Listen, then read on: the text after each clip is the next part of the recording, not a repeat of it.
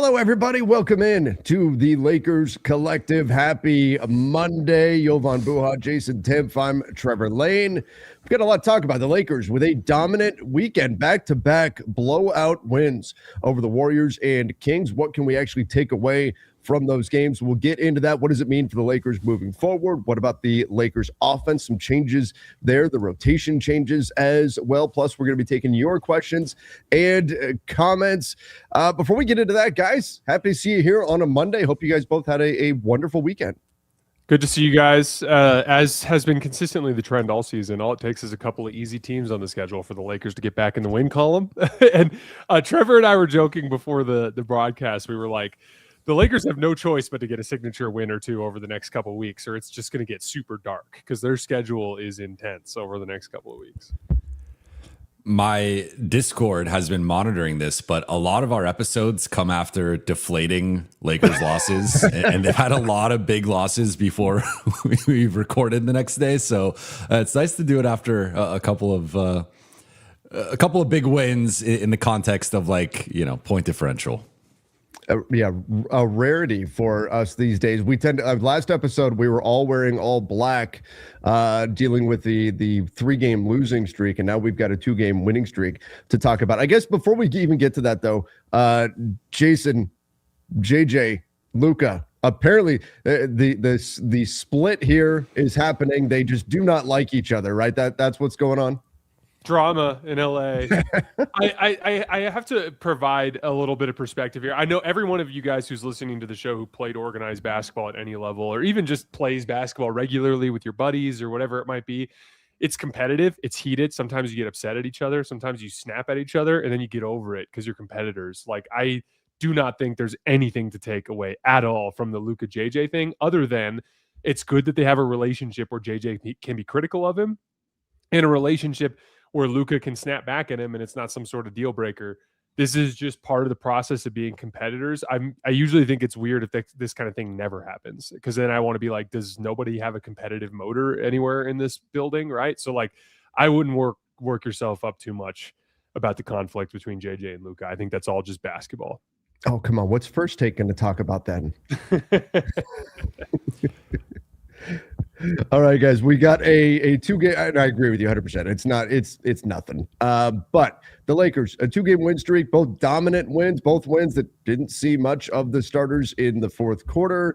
Jovan, these games, as we knew going into these games, easily dismissed, right? Because it was the Warriors without Steph, even though they are still an above 500 team. The Warriors without Steph and the Sacramento Kings, literally the worst team in the NBA. Is there anything we can take away from this in a positive way that is meaningful, or can it all simply be just dismissed as they were playing inferior opponents and this is just what the Lakers do? You were talking to the great dismisser here, because I said last week, coming off that stretch, that I no longer care about Lakers results against teams with under a 60% win percentage. Like, we've seen them, that they have the 3rd best record in the West, behind only OKC and San Antonio, against below 500 teams. They have dominated these teams, not to this extent, and that's where I'm going to take this, though. But like, in general, they have fared well against this caliber of opponent. Our questions with the Lakers are, can you beat the other 5 teams in the top 6 in the West, which we will see. They're going to play Denver, Minnesota, and Houston combined 5 times over their next 9 games, and those are their 3 most likely first-round opponents. So we'll be getting potentially a first-round playoff series preview here over the next few weeks. But what I will say with a couple things with this stretch over the weekend, I had to look this up multiple times because I did not believe it, but this was the first time the Lakers had consecutive double-digit wins since November 28th and November 30th. That's over 3 months ago. So we just went through over 90 days of Lakers basketball without consecutive wins of double digits. So like, that feels notable. That feels like a step in the right direction. Like they just have had so many close wins against lottery level teams. There's some stretches I was looking at in the schedule where they're beating lottery teams 8 points, 6 points, 9 points. And it's like, that I think with how they played this weekend could have been 20, 25, 30 points. So like that's a step in the right direction. And I think we're going to touch on it more deeper into the episode, but the offensive uptick, I think the synergy with the big three got their point differential and net rating into the positive over this stretch here. So you can actually win games with those three together. But I think like the synergy, there's just been like I think the usage has condensed to like Luca's usage has gone down, Austin's usage has gone down, LeBron has been kind of around the same, but like it does feel like there's a little bit of a better balance there. Some of the off-ball actions that they've been running with pin downs and flare screens, and also some of the stack and horn stuff. So I think there's been a lot to like with the offensive process. Now the key here is, can they maintain this? Because we've seen this from this group throughout the course of the season, where they'll have 2, 3, 4, 5 good offensive games in a row, and then they just fall off inexplicably. They can't shoot. They can't. I mean, shooting's been a big thing too. 37 threes over the past 2 games, but can't shoot, can't pass. Turnovers, etc. Can they maintain this? Is my question. But I would say like some encouragement here the last couple of games. All right. The great dismisser is a little bit optimistic about what we're seeing right now. And just a little bit, but I do think what you're saying about it's been 3 months since we've seen back-to-back double-digit wins. I think that speaks to why has this season felt so down, right? I mean, you look at their record and they are 36-24 on the season, and yet the way the narrative is around this team, the conversation around the team, you would think they were at a below 500 team. And part of that is I think we haven't seen these big kind of cruise, easy, non-emotional wins, right? Every game that we've seen from this team has either been this heavy loss and, oh man, they still can't win, or when they do win, it's a close game and they've got to win it in clutch time. There haven't been a lot of these kind of easy stroll through the park type games. So getting 2 of them at this stage of the season, certainly needed, though again, I don't think we can necessarily declare mission accomplished here. Have seen some good things from the Lakers offense. Jason, what are your thoughts? The guy I've been mostly impressed with has been Luca Canard, and the way I think he is fitting seamlessly into the offense. Jason, what are you seeing?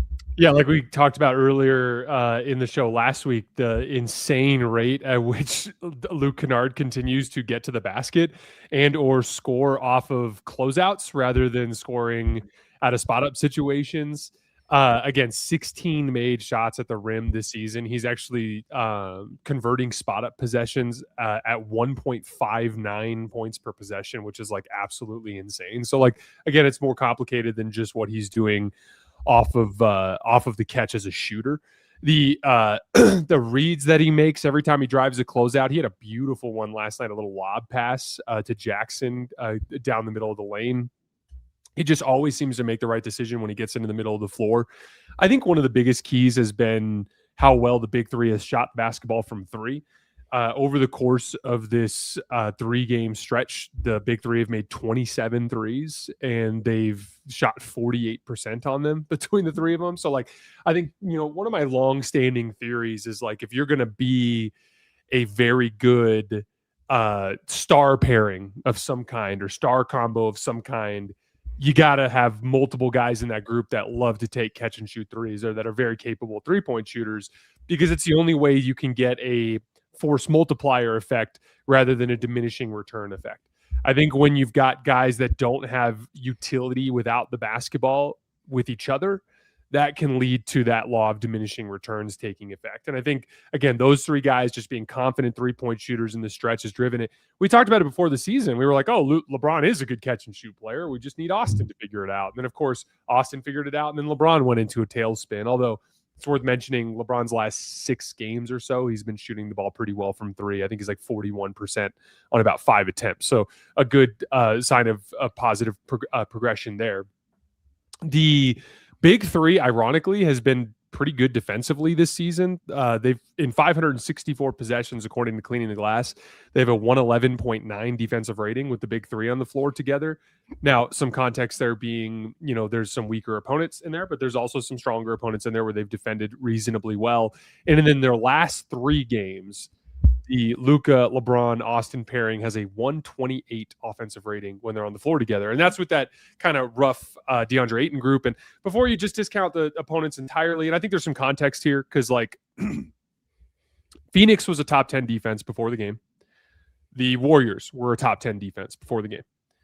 The context that's worth mentioning there is both of those teams are smaller on the perimeter. And Luca and LeBron in particular just feasted against those teams in the post. LeBron just absolutely annihilated the Suns in the post, and Luca absolutely annihilated the Warriors in the post. But I'm choosing to go positive there because we had seen in the previous season, LeBron and Luca primarily focus on hunting bigs in switches to less effect than it could have been if they would have been more deliberate about attacking smalls. And it always frustrated me because I always thought that was their best strength, is they are bigger than most perimeter defenders. I think it's awesome that there seems to be a cultural shift within the team this year that specifically LeBron and Luca have been using their size to punish smalls a lot more frequently. And I thought, again, if you can talk about how it's a lighter matchup with Golden State and Phoenix being smaller on the perimeter, but I look at those as 2 very good defenses. Golden State had been feisty for a week or 2 before then and playing some of their better Steph-less basketball in terms of just how much they were competing and playing defense.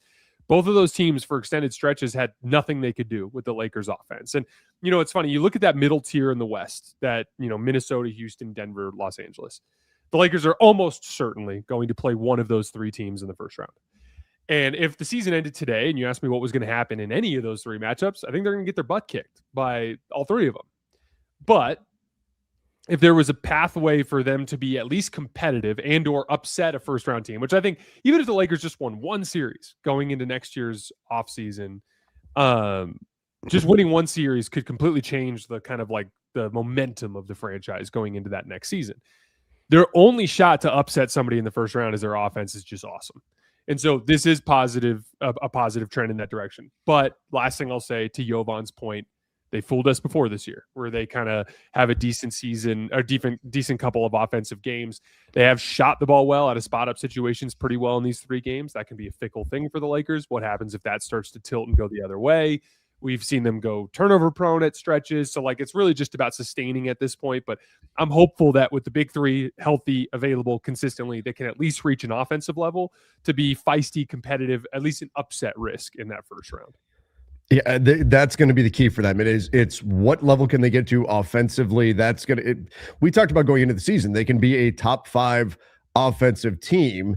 That's the kind of ceiling that they've got, the kind of upside that they've got on that end of the floor. And if they're going to make any headway in the postseason, that's what they're going to need to do. Now, I think one of the things that we need to mention when we're taking a look at their offense specifically is JJ Redick has been hammering ball movement. And that's something where even just from an aesthetic standpoint, the Lakers offense has stagnated, looked ugly at times this season through stretches.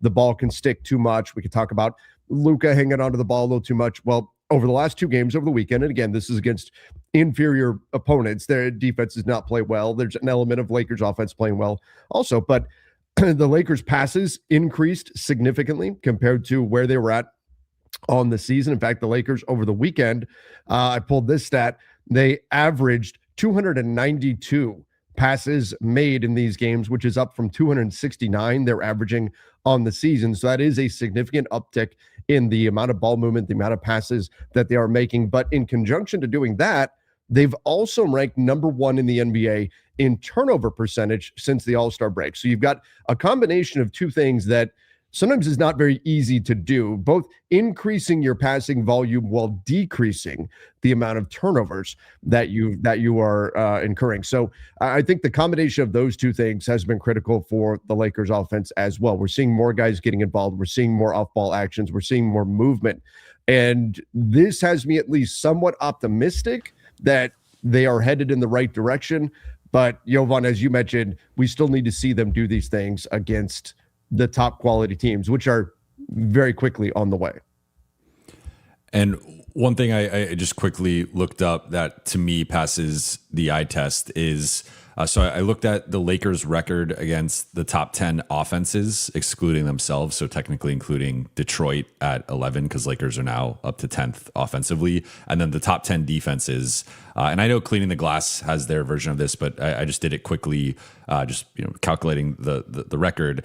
They're 5-12 against the 10 of the top 11 offenses, again excluding themselves, 5-12, and then 7-13 against the top 10 defenses. So win percentage wise, 29% win percentage against the top 10 offenses, 35% win percentage against the top 10 defenses. And point being, I do think there's an element here that both Golden State and Sacramento were lacking that I would like to see in some of these big matchups coming up.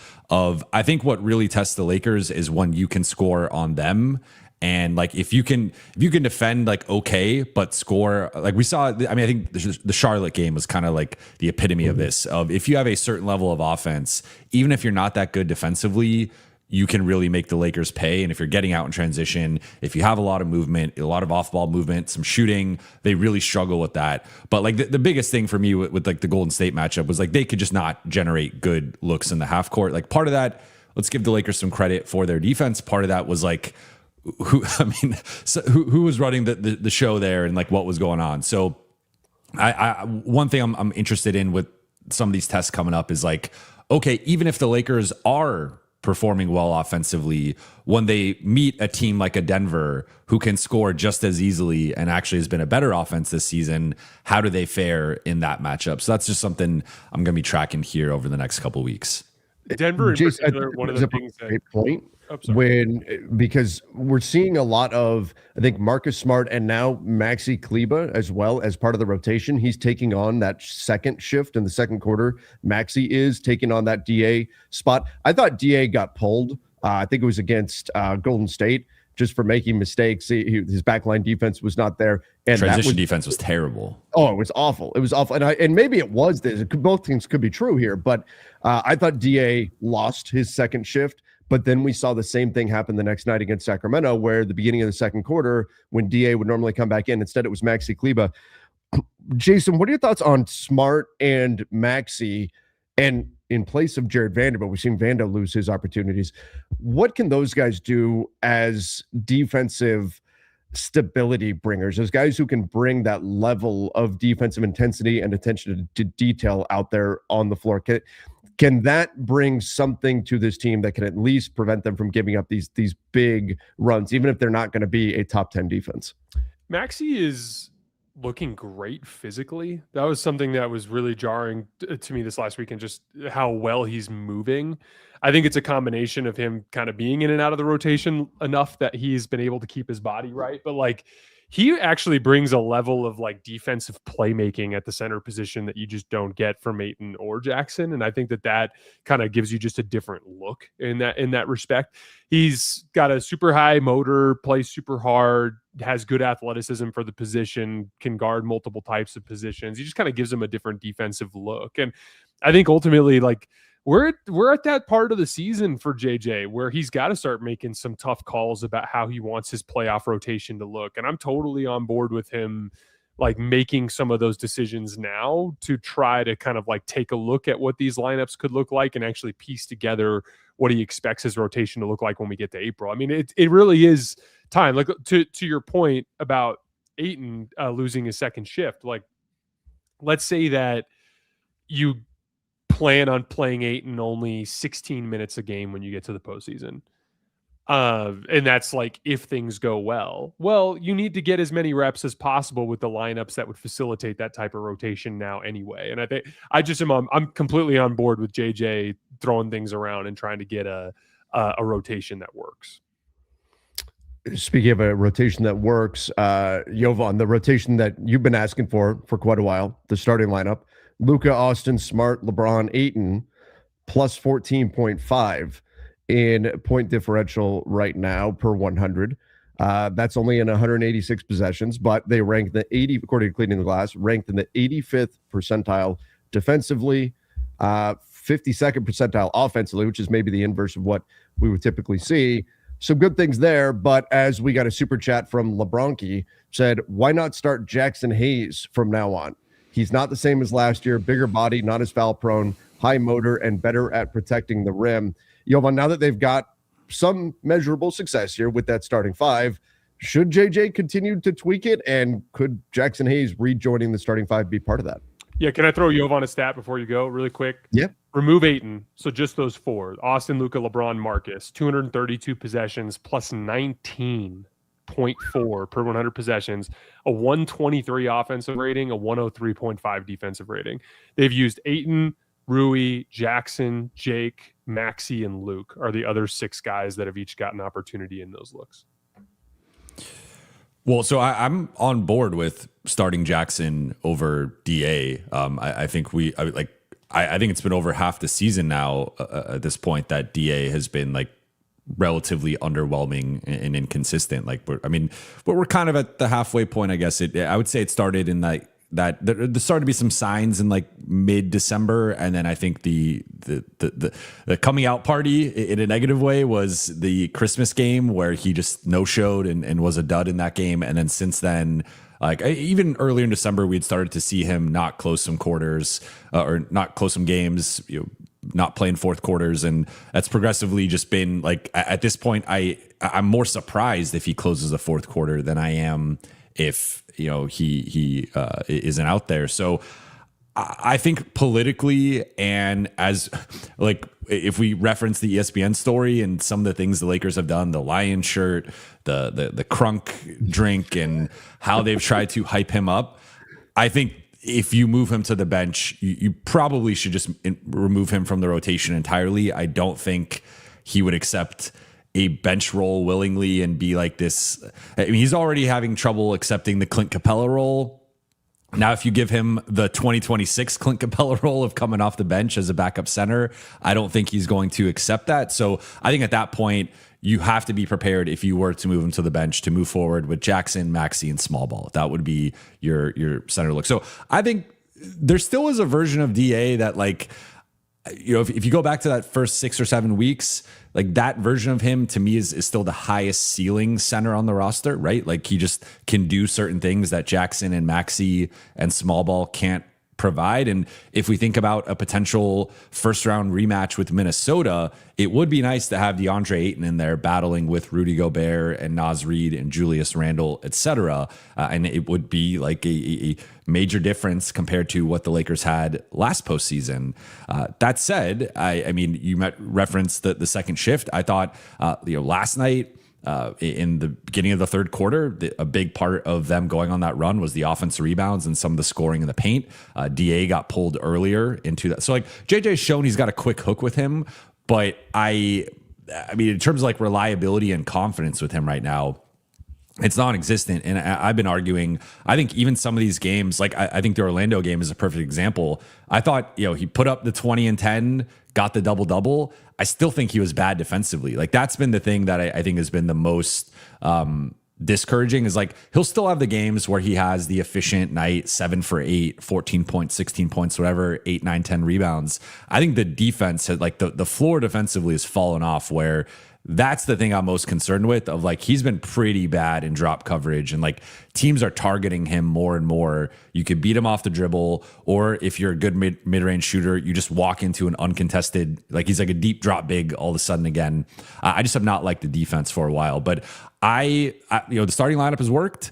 I haven't loved, a lot of this has been like they kind of boosted the numbers over the weekend a little bit. It wasn't working as well earlier last week, but it's better than the alternative. And we've seen the OG starters play again, including closing the Orlando game, and they've lost their minutes. Yeah, self-sabotage going on there. Yeah, that was surprising to see him go back to those starters. It simply does not work. Before we leave Ayton, where are you at on when you mentioned that you could use him legitimately against? I think about the wins the Lakers had against Minnesota at the beginning of the season in October. Ayton was instrumental in those wins. He was very, very important. What's your optimism that you can get back to that? Because I think we're now at kind of a decision point where you either have to continue going to DA and hope that by playoff time you can get back to that, recognizing that that could be a very important thing for you if you can get back to the DA we saw at the beginning of the season? Or is your thought that it's going to happen just gone, and you just say, let's rip the Band-Aid off now and let's move ahead with the lineups that are having more success? Well, I think we can operate in fantasy land or we can operate in reality. So I think the reality of the situation is they're just going to keep him as the starting center. And I think things would really have to go off the rails for, like, you know, even more so than they have up to this point for them to really make that change. So I think he's going to continue to be the starting center. Now, I think we've seen JJ reduce the minutes. He's had several games in that like 18 to 22 minute range where he has a really quick hook, especially in the second half, and like won't play the final 18, 20 minutes of a game. I think you might see more of that. I think he'll have some moments, but I don't think it's going to be consistent. I think that the DA we saw the first 6 weeks of the season is gone. Is he capable of having a one-off or even a couple games in a row like that?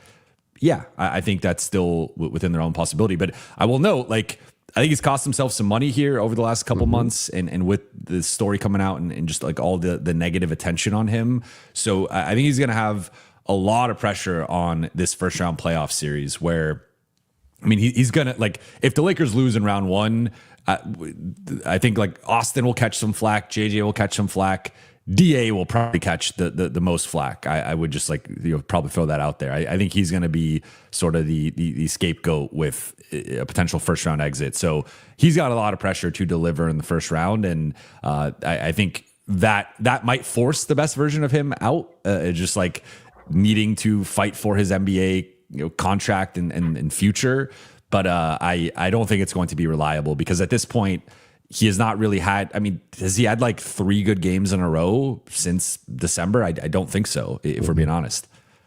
I think keeping him in the starting lineup is a completely defensible decision because of his upside. I just think you need to have a quick hook, which I think JJ's shown. Like, I think the way he's managed the Ayton situation has made a lot of sense to me. It's been like, we're going to see what he looks like. Our starting lineup with him is still performing well because the other 4 are so good. Let's give him a shot. Certain matchups he's going to feast in the short roll. Certain matchups he's going to have, you know, like the Anthony Black matchup where he's hitting hook shots. There's going to be certain looks where it makes sense. And then I think JJ will pull him when he's not locked in or if the matchup isn't right. And I think that makes perfect sense. And it's not like it's not like Jackson is so damn good you have no choice but to start him over, you know, like that kind of thing. I have a He's just theory. more reliable, which like I never thought I would I say agree with you. about Right. I agree with you. But like, I never thought Jackson Hayes and reliable would be. I think As long Jackson's as he's gonna a play trucking like mascot, Jackson then he is. regardless of whether or not he starts. I don't think Ayton's going to play like Ayton if you bring him off the bench. I think he's going to pout. I have a theory about DA, and I thought coming into the season, okay, maybe we're going to get the Dwight Howard parallels, of course, you know, in terms of Dwight's second stint with the Lakers when they won a championship, where Dwight was, you know, back against the wall, all this negativity about him. He's got to come in and prove everybody wrong. Dwight older, different phase of his career and all of that than DA. But I'm like, you know what? Maybe this is that situation for DA. But I think there's a key difference, and I should have paid more attention to it in the offseason. The key difference being Dwight came in without a guaranteed contract. Dwight came in with his NBA future on the line. DA has $8 million coming next season, regardless of what he does. No matter what he does, he's got at least $8 million coming next season. I think we are not at the point yet. And remember, he's still getting paid the Portland money this season as well. So he's cleaning it up nice. I think DA, I made this analogy the other day on Basketball Bulletin. DA needed to make the leap without the rope, like the Dark Knight Rises. He needed to make the leap without the rope in order to get to the point where he's going to ultimately become the rim running big that he needs to be, put in the consistent effort night in, night out. I think his back needs to be literally against the wall, figuratively against the wall here in terms of his next contract before we're going to see him really lock in on the stuff that he needs to do. And that's not for a long time. That's not for a while. Not for a while. All right. We are going to dedicate the rest of the show to Q&A here. We'll get into your super chat questions, your chat questions. We'll get into all of that. So fire them off in the comment section. But first, a quick word from Factor. All right, guys, quick break. This one's actually something I've been using personally. Cold days, big games, busy schedule, no time to cook. That's why I've been rocking with Factor. I've been ordering their Protein Plus meals, especially the grilled chicken with roasted veggies. Perfect for me because I'm trying to keep my energy high for shows without feeling heavy after eating. What I like about Factor is quality ingredients, lean proteins, real veggies, whole food fats, no refined sugars, no artificial sweeteners, no refined seed oils, and it fits the schedule.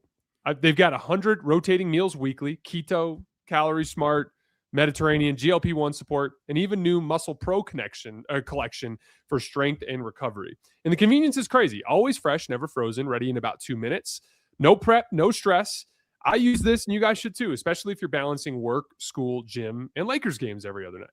Head to factormeals.com/LakersPod50off and use code LakersPod50off to get 50% off your first box plus free breakfast for a year. That's 50% off and a free breakfast item in every box for a year while your subscription is active.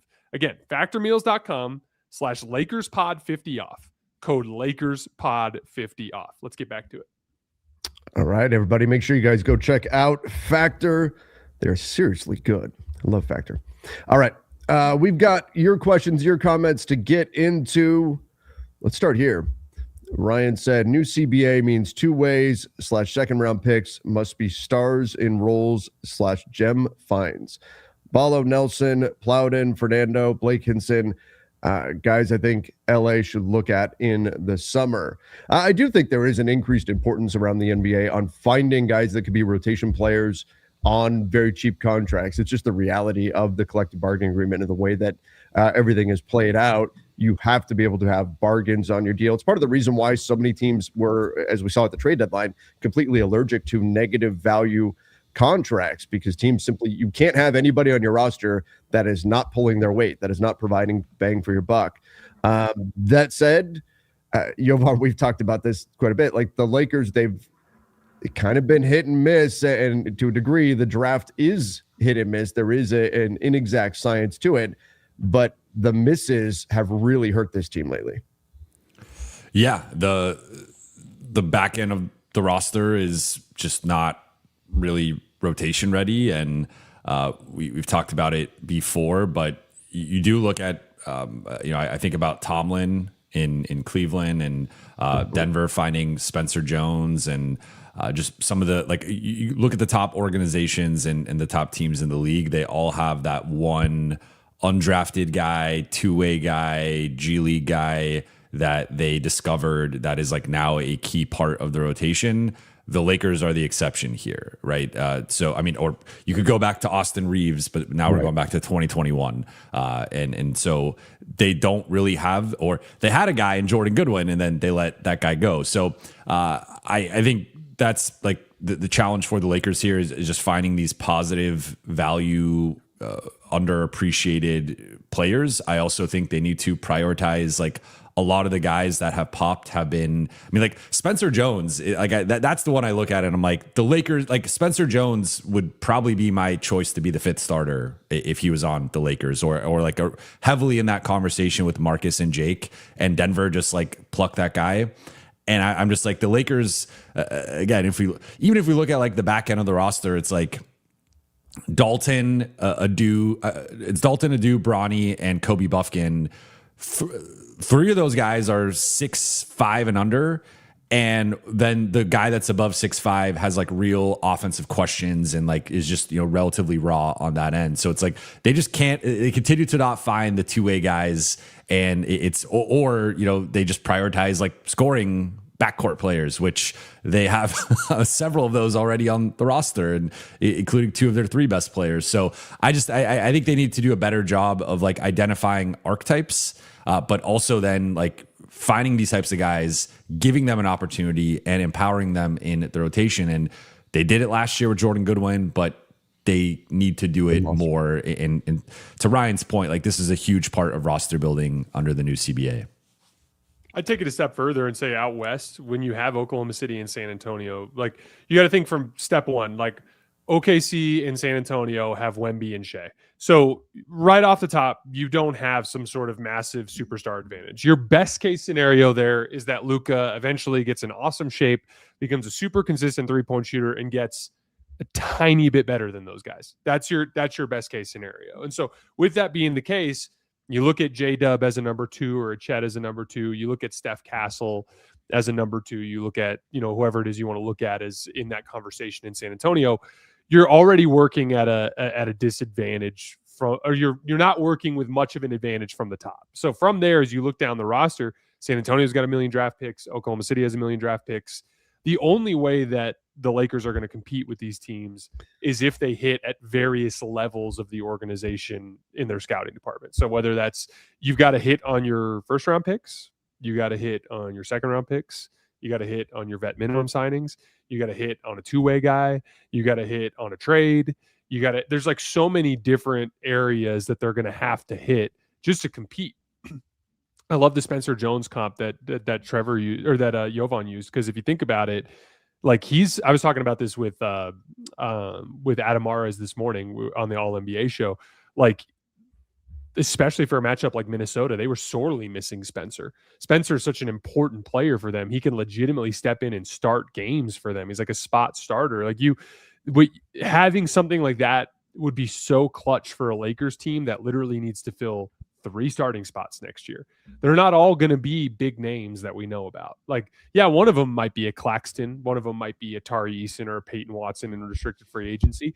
But there's no way you're filling all 3 of those spots unless you get a hit somewhere, and like maybe that hit is you nail the 3 and the 5 and you convince LeBron to come at a discount. Maybe the hit is you convince Rui to stick around at a discount. Maybe the hit is it's a two-way guy that you find. Maybe it's a development trajectory for a Duthiero that lines up at one of those positions soon. But ultimately, one of those positions is going to have to be filled by somebody on the margins. A vet min that just absolutely hits. A two-way guy that just absolutely hits.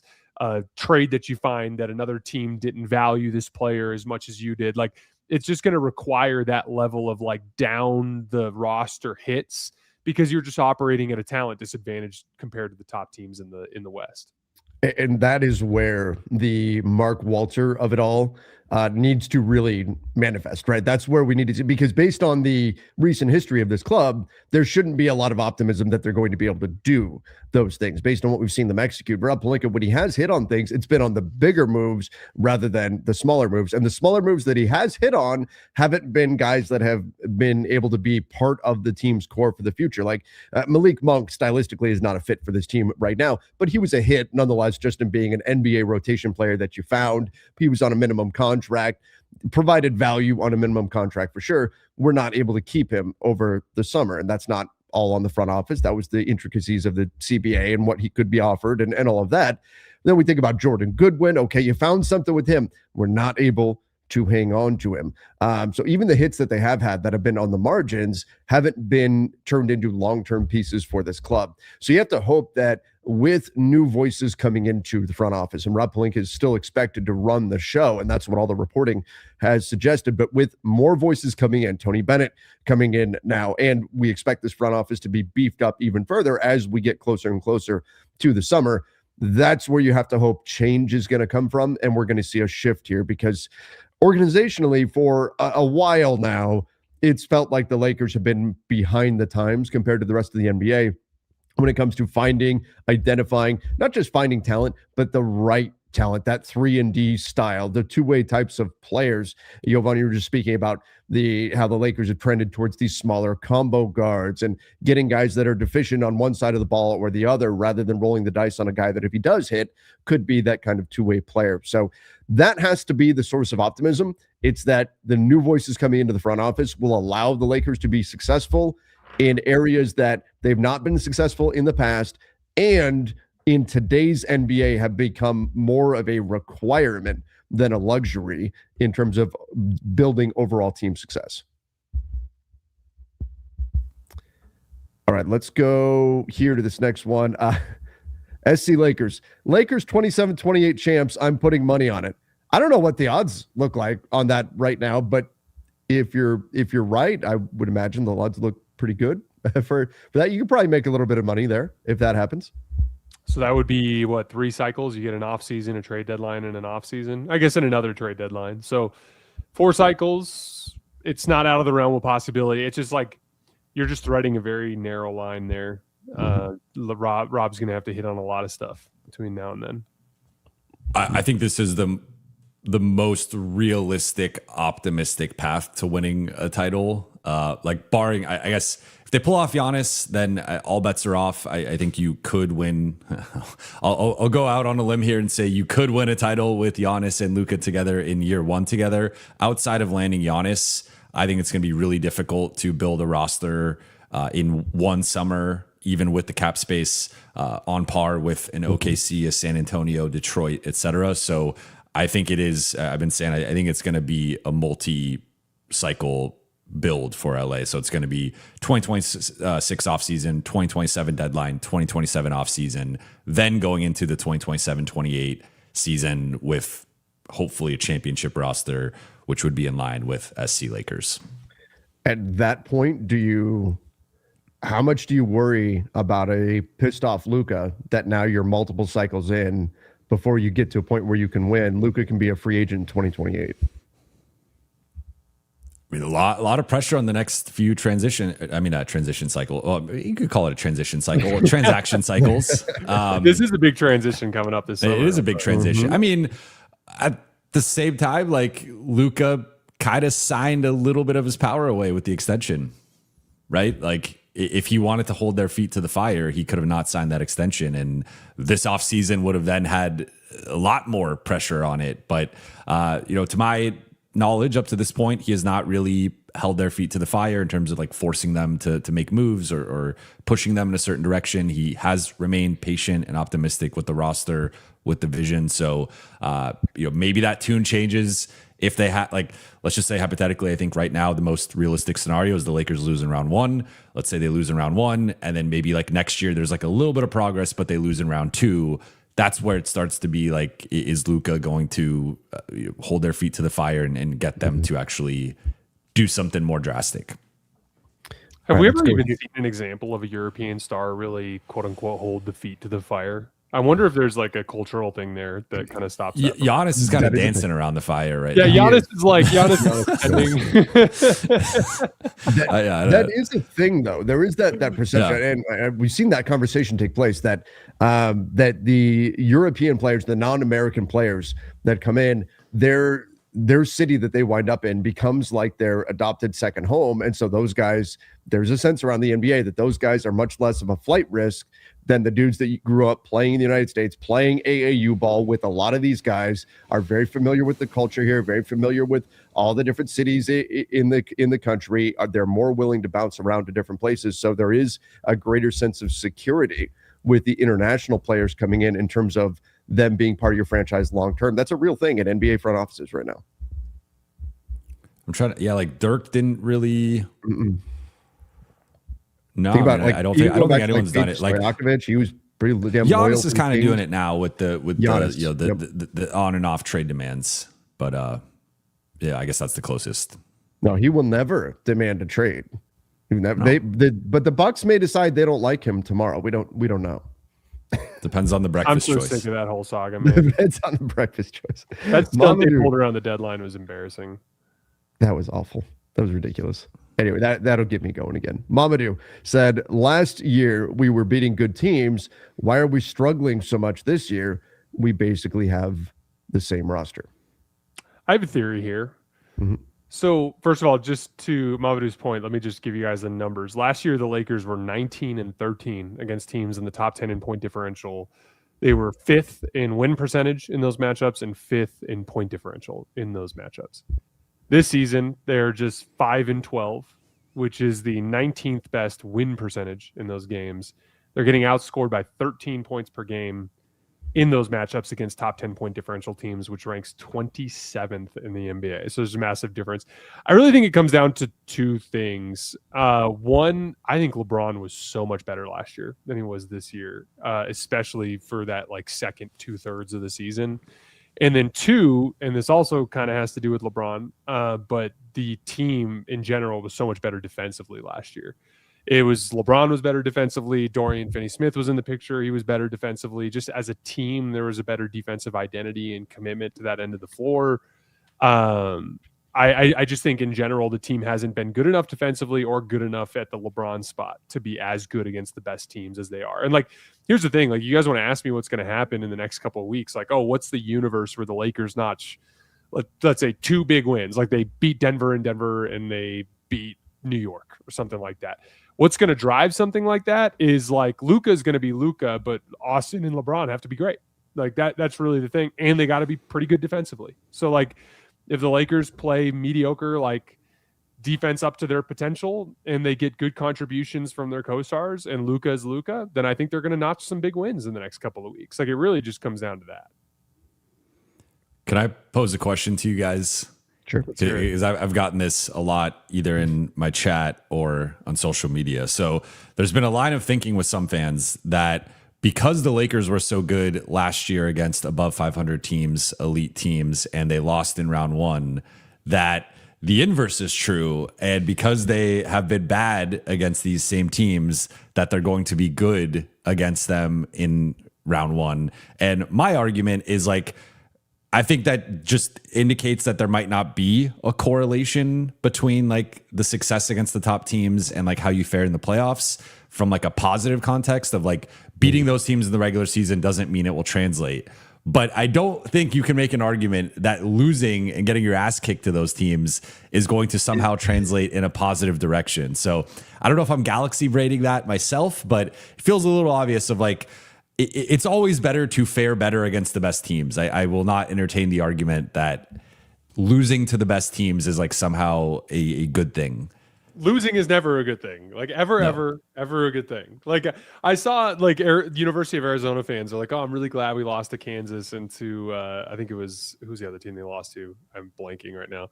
But they Texas Tech, I think, but they lost a couple of games, and it's like they're like, oh, it's better. It means that we have a chip on our shoulder. I'm like, yeah, don't get me wrong, like it's good to get humbled every once in a while, but like as an Arizona fan, I'd rather go 30-0 and hoist the trophy. So like I don't think there's such thing as a good loss. The cope is strong. That's what's going on there. No, I agree. It's not good to be losing to the best teams. I do think, and I've made this argument quite a bit in regards to the Cleveland Cavaliers, that I thought they hit their stride way too early last season. They were not playing their best basketball come playoff time. They got hit by injuries. I think for them, getting off to like a slow start in the season and then improving as the season goes on and ideally being at their peak come playoff time could actually work out for them. So despite the early season struggles, it could wind up being a positive thing if they wind up moving in a positive direction as the season gets deeper in, and then they're peaking at the right moment. I think there's something to peaking at the right time. I don't think that applies to this year's Lakers. If anything, I would look at the fact that they were beating those teams in the regular season last year and then getting their butts kicked in the playoffs as more of a nod towards how much the intensity, the athleticism ramps up come playoff time. And for the Lakers, that being a weakness, the athleticism ramping up. If the Lakers are putting forth 95% effort in a regular season game and they're playing the Wolves and the Wolves are putting in that 80% effort because it's a regular season game and they're not flying around defensively the way that they can, the Lakers may be able to get a win. When both teams are going at 100% come playoff time, that athleticism deficit is going to be a bit more pronounced. So I think it speaks more to that things pick up come playoff time and teams may be more locked in for a playoff series that the Lakers were able to take advantage of during the regular season last year than some evidence that they're magically going to beat these teams that they've not been able to beat here during the regular season. And by the way, I hope I'm wrong. I hope I am dead wrong. I hope this is all this huge sign that they're going to turn it around and they're going to go on a magical run come playoff. But, I dream. I think that like if the Lakers are going to be competitive in the first round and be an upset threat, they're going to get some wins here in the next couple of weeks that show that upside. And I think if they just get their ass kicked by every good team the rest of the way, they're going to get their ass kicked in round 1. That's kind of what I think. 5 of the next 9 are Denver twice, Houston twice, and Minnesota twice. I said last night on my show that I think, as crazy as this sounds, 2 and 3 would be a success to me. Just with how much they've, I mean, they're not even close. They're not even close to 500 against that caliber of opponent. If they go 2 and 3 in that stretch, like that would show, like you start to draw me back in. Well, our next episode will be Lakers contenders? Question mark. It's coming. It's coming. End of next week. It's coming.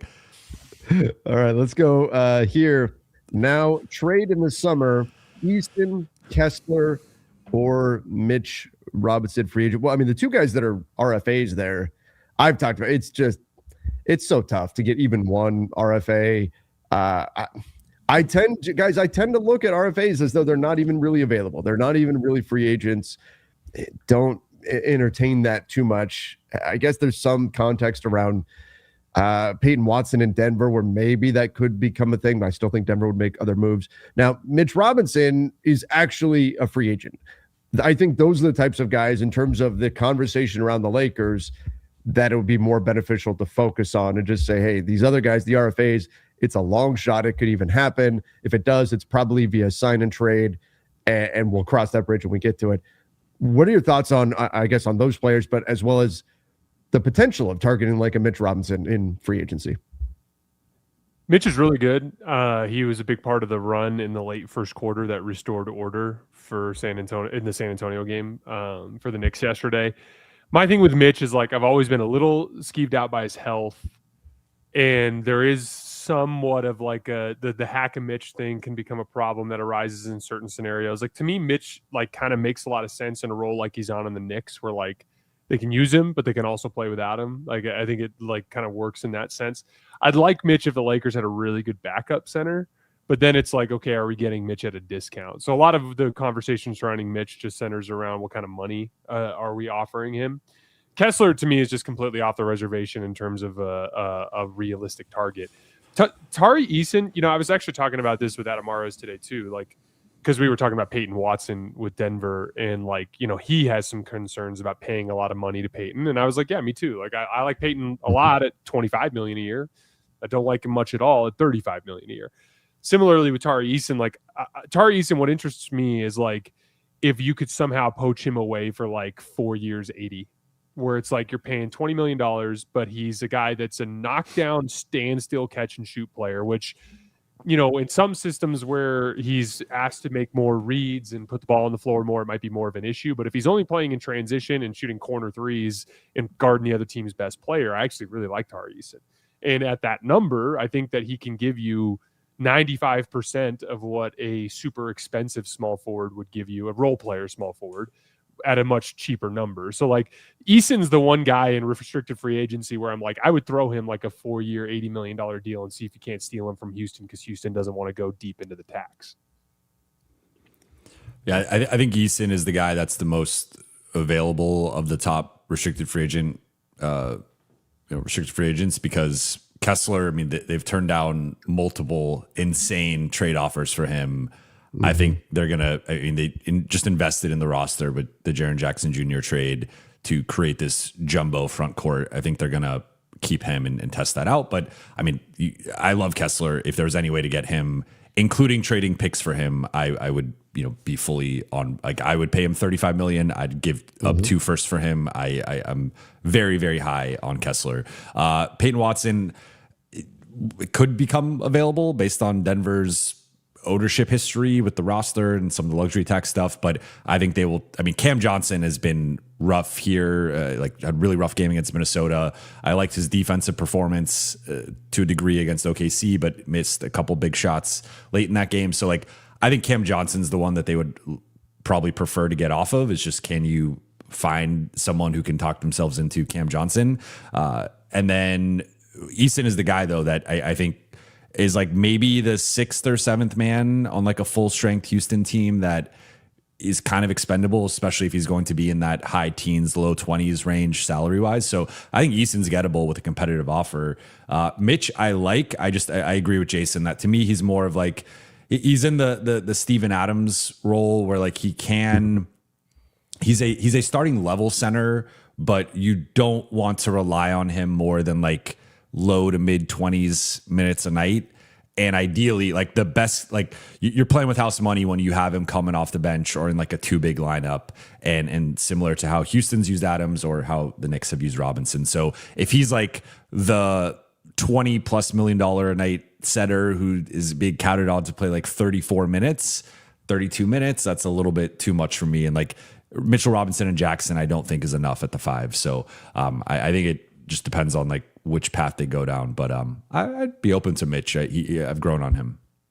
I like him a lot. I like what he does on the offensive glass. I just don't know if you want to lock in to him being your starting center night in, night out. I think he's more kind of, as you said, a Steven Adams role type. And I think if you're going to target the RFAs, you have to be very prepared to go have the sign and trade conversation, because otherwise Houston, Denver, whoever has the ability to eat up your cap space for the whole first week of free agency. They don't have to tell you anything until July 7th because of the moratorium. And when that lifts, that's a long time to be sitting on the sidelines with, even if it's just say $20 million for Tari Eason with that much money tied up on your books. So you can avoid that by getting into a sign and trade situation, but then you're giving up stuff in order to get that player. So I think how Rob Pelinka walks that very fine line is going to be absolutely critical this summer.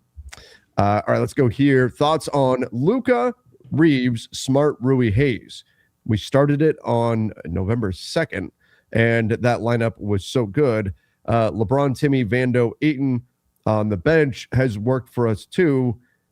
I mean, Jovan, I forget what phrase you use, but in terms of just reality of what's happening and what's not, LeBron's not reality in fantasy land.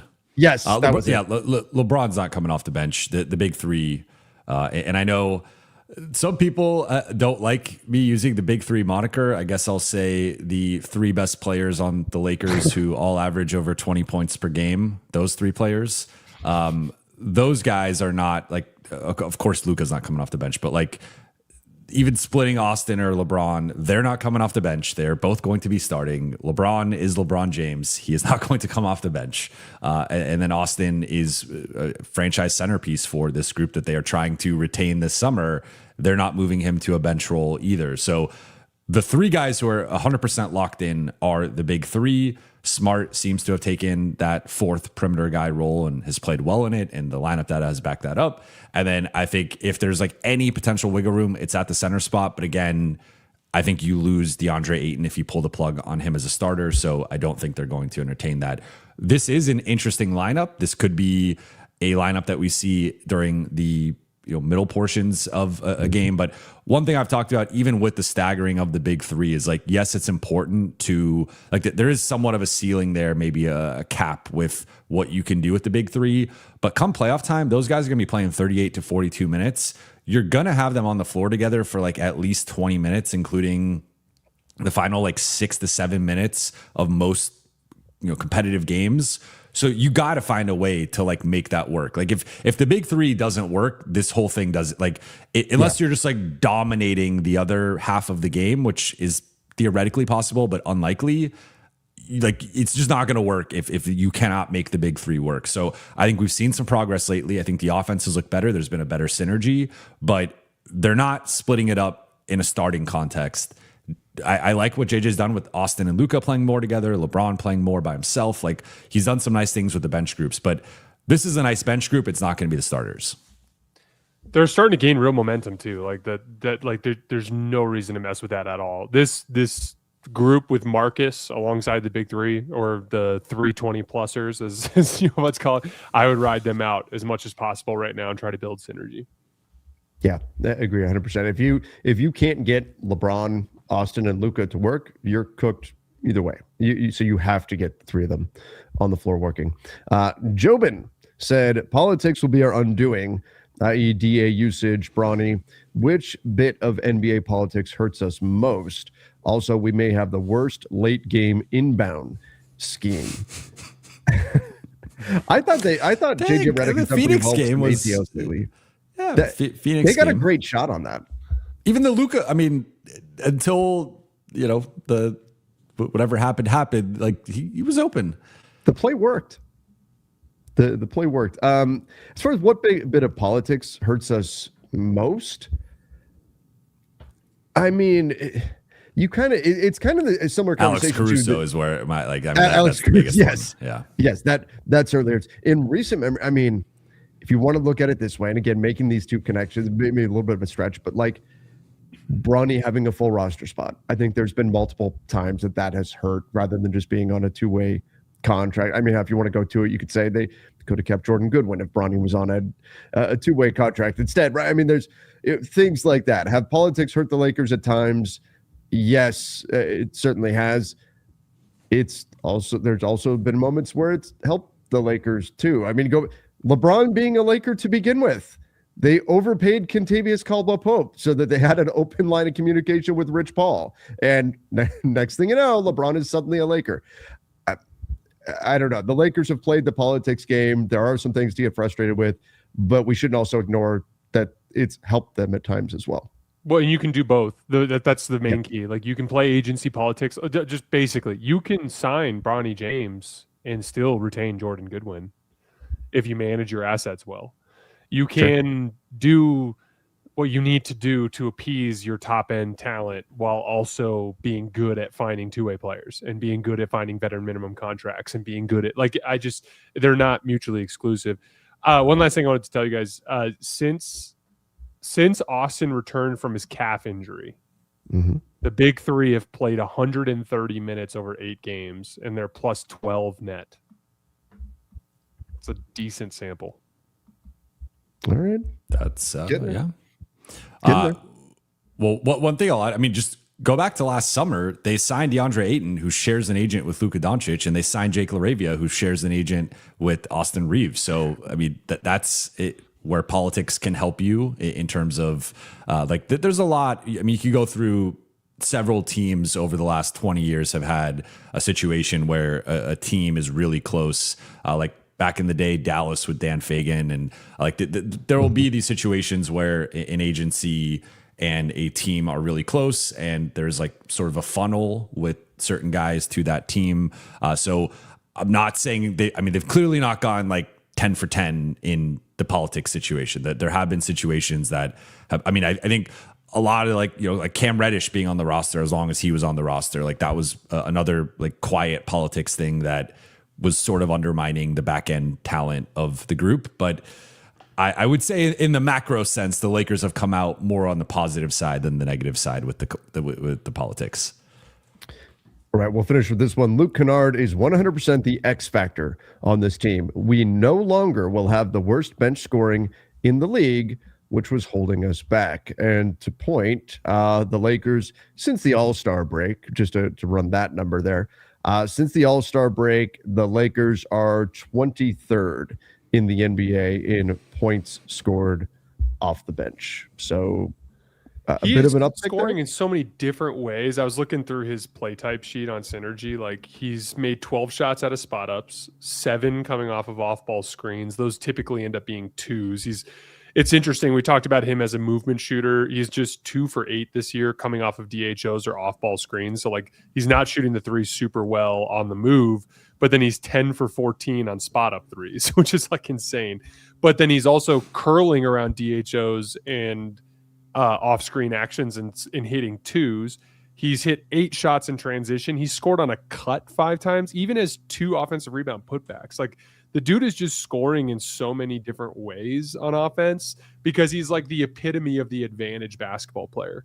When he just plays with an advantage, he can dribble, shoot, and pass really well. And so when you have stars that can create advantage, it works. Our guy Raj did a little post where he posted a video of a stack pick and roll rep that they ran with I think it was Austin back screening for Jackson, Luca the ball handler, but they put Luke in the weak side, and it's when you're choosing between tagging an easy dunk or a skip pass to a dude who's 10 for 14 on spot up 3s, it just puts you in a lot of tough spots. He just addresses so many specific things the Lakers suck at that he's become immensely valuable. It's a casual reminder that when we're evaluating players, and we should probably keep this in mind when we talk about Tari Eason this summer, when you're evaluating players, your value is unique to what you're doing for your team. And if your team needs you to do XYZ and you're good at XYZ, you're going to be a lot of value, even if you're not necessarily good at ABC. You know what I mean? I just think Luke has addressed a lot of specific needs. To give you guys an idea, this was coming into last night's game, so this number may have shifted. But as of yesterday, Luke Canard as a Laker generating 1.52 points per shot attempt, which is the best number of any guard or forward in the entire NBA. The only guys that generate a higher point per shot attempt are the lob catching exclusive bigs like Jackson Hayes, Jericho Sims. Those are the only guys that are getting more points per shot attempt are the guys who all they do is dunk. That's absurd efficiency. I think quickly before we wrap, the biggest thing for me with him is just how quickly he makes decisions, right? Like the notion of the 0.5 decision making that every team's looking for from their role players of shoot, pass, dribble. Like the Lakers role players, that's not a strength of if we think about like Marcus and Jake and Rui and Vando.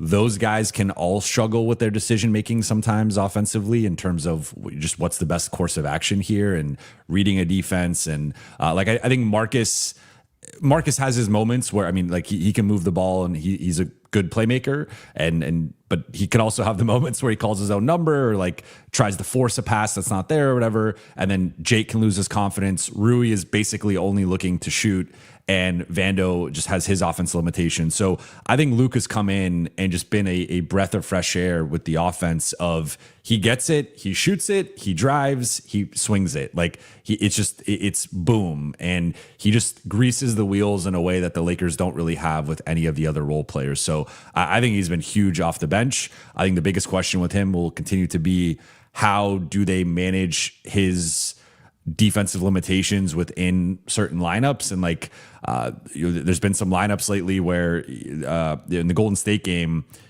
one of Golden State's best stretches came when it was Austin, Luca, and Luke. I think you got to be careful with like that trio together. You throw in Rui, and now you're dealing with a bunch of kerosene there defensively. So I think you got to be careful with like the lineup combinations. But I have like offensively, he's been an A+, I think, and has been a really big boost off the bench. That's the overarching theme for the season. You've got to be careful with the lineup combinations for JJ Redick. Put it on a t-shirt. Right. There it is. There it is. All right, guys. Well, hey, we appreciate everybody coming in. If you haven't done so yet, please make sure you do hit the subscribe button on the Lakers Collective YouTube channel. Follow us over on Apple Podcasts, Spotify, wherever you listen to podcasts. Guys, this was a lot of fun. And you've got Pelicans coming up tomorrow and then Thursday in Denver taking on the Nuggets. Jason, you'll be at that one. I'm excited to talk about the next two games with you guys on Friday. Yeah, I'll be at Lakers Nuggets on Thursday. I'm super excited. First time going to a Nuggets game this season. My first time going to Ball Arena. I'll be in section 104. So if any of you guys are there and you want to come say hi, I'll be the tall guy with the long hair. Have fun there. Hopefully we get to talk about a Lakers win the next day. That would be a blast. Yeah. Everybody, thank you again so much. Appreciate all of you. Till next time. We'll see you and stay safe.